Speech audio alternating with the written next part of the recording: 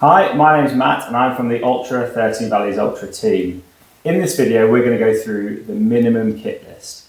This is a kit that we expect you to bring along on race day for your kit check as an absolute bare minimum.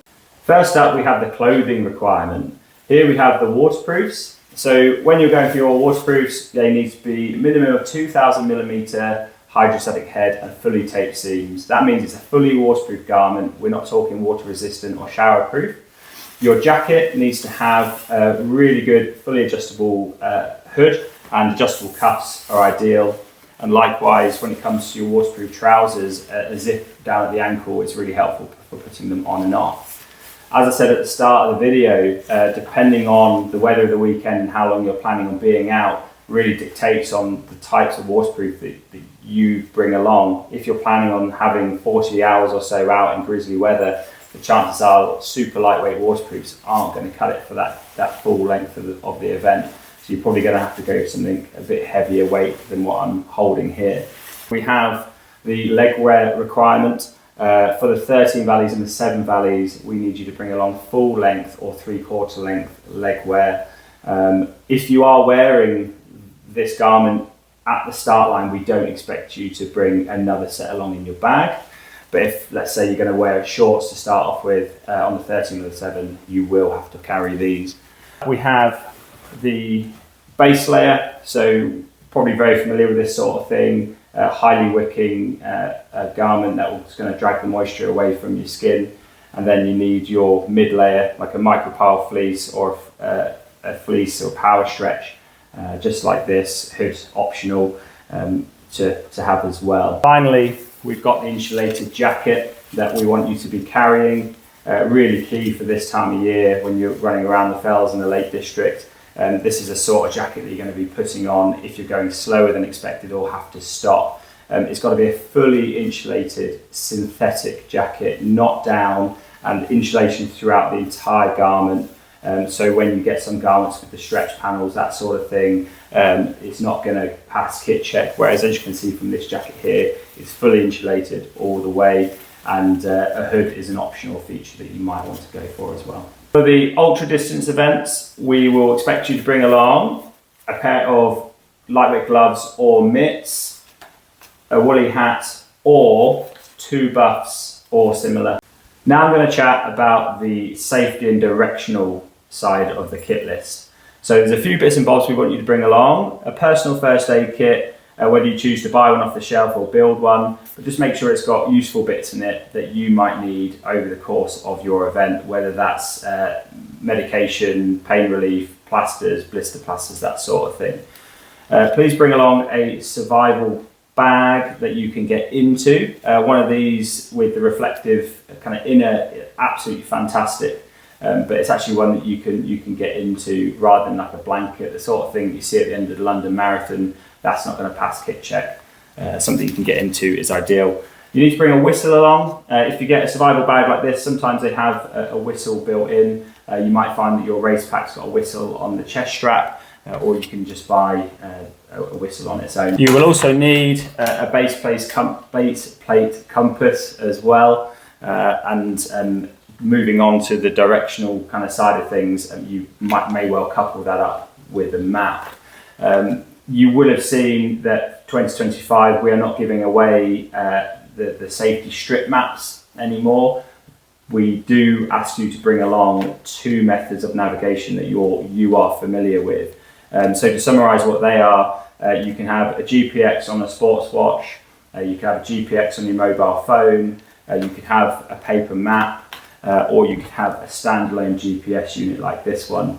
The 5th one is also the way markers. So if you're running the 5 valleys or the 2 valleys event, it's a fully way marked route. So that will essentially be one of your points of navigation. So you just need to bolster it with one other thing. As I say, it's up to you to choose what you bring along and be confident you know how to use it. If you're relying on stuff which requires battery and charging, and please do bring along a charging cable, because when you get to one of the many feed stations en route, you can always put a bit of extra juice in. We will be providing USB plugs at the feed stations for you to do that. But of course, if you are at a feed station, you can't charge something, and you lose a method of navigation, that could mean the end of your race. So it's well worth packing that extra charging cable. We do expect you to bring along £20 cash. This is just in case you need to get yourself off the route. We don't have a designated kind of broom wagon, as they like to call them, to get you off the route. We are there, we do try and help people out if we can, but of course it's a busy event. It's not always possible, so £20 might get you out of a valley on a bus or something like that. Please bring along a head torch, as well as spare batteries or spare lithium, or the ability to charge it up. If you're on the 13 valleys, there's every chance you could end up on 2 nights. So make sure whatever lighting you bring along, you're confident it can last for that, because the last thing you want is for it to die on you. And then finally, that fully charged mobile phone, which if you're not planning on using it for navigation, I highly recommend just popping it, turning off your Wi-Fi and your Bluetooth, just to make sure that that battery lasts a lot longer. Here we have the food and hydration requirement part of the kit list. Please bring along a spork, a fork or a spoon so you can have some food. Optional part of the kit list is a bowl, but if you plan on having hot food at one of our feed stations, please bring along a bowl. If you want to know what is being served at the feed stations, just head to the website, because we do have a graph that shows you what is going to be at each station around the course, and also how we're catering for those with dietary requirements. You do need to bring some food along to get you between the feed stations, and then there is a 500 calorie requirement of emergency food. This is food that's essentially going to live in the bottom of your bag, and it's if it all goes a little bit wrong, you're having to stop, wait for assistance, you're waiting to get picked up to get off the course, but you just need to have some fuel, or some fuel to get you off the hill in that emergency. That's what it's there for.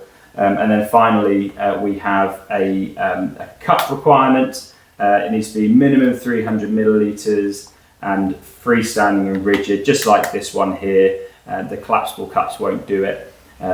And also you need a 500 millilitre water carrying capacity, whether it's in a soft flask, a bottle, or a water bladder. So we've gone through most of the kit there, but of course you're going to have to put it somewhere for you to carry. And then it comes down to your pack, your race vest, or if you're on the 2 valleys, you might even get away with a bum bag. We're very used to people saying to us, the 13 valleys, 5 valleys, 7 valleys kit list is quite large, but it has been designed with your safety in mind. Given the time of year the event is on, and how we know the fails can be, this is the minimum kit that we expect you to have to keep you safe, warm, comfortable, throughout the event, just like I said before, just in case you're moving slower than anticipated or you have to stop. So with that in mind, do think about your pack size and what's going to work. You've got to get all this kit into there, and you don't want it to be a game of Tetris or a puzzle, so it's packed in a certain way and it only goes in, because what will happen is you'll just become reluctant to go into your bag to get something out if it's kind of parcelled up in the bottom. You want to make life nice and easy for yourself.